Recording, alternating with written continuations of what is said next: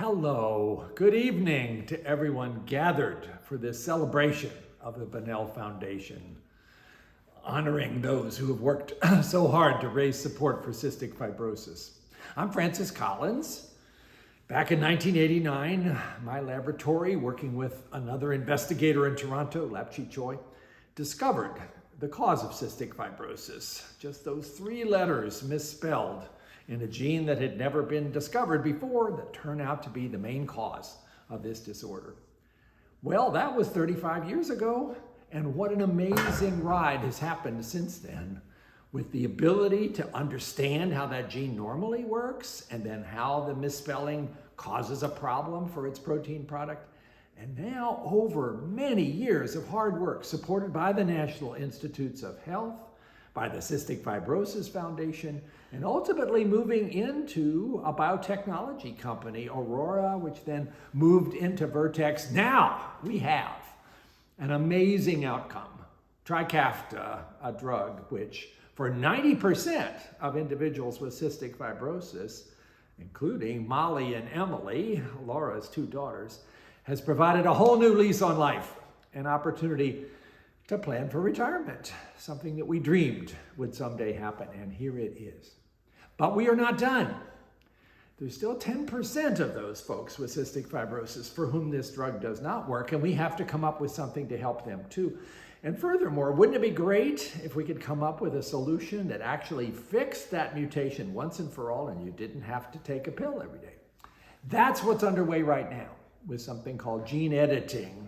Very exciting, rapidly moving field with lots of promise. So I'm sure you'll be in a conversation this evening about all the buzz on gene editing.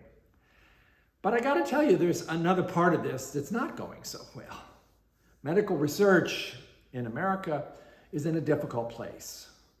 Just in the course of the last few months, we've seen thousands of grants terminated, thousands of staff at the Nat'l Institutes of Health let go. I myself left NIH unwillingly back in March, and a whole lot of other pressures placed on universities, which is where most of the research gets done that NIH supports. Young scientists are really quite shaken up by all of this and need to be encouraged that there's going to be a path forward for them, which they're worried about. What I'm doing right now, and I may need your help on this, is to try to be sure that people out there in America understand what medical research is all about and how it happens and how those medical breakthroughs come to pass. It's not just good luck, it's a lot of hard work, as we've just been seeing happening for cystic fibrosis over more than 3 decades. It takes a lot of resources, a lot of patience, a lot of blind alleys until you hit the right one. That's how it works. But a lot of people don't know that.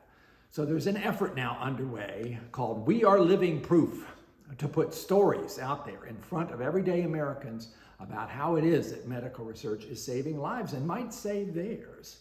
And cystic fibrosis has a wonderful bunch of stories there, so I may be asking for some help. I already have from Laura.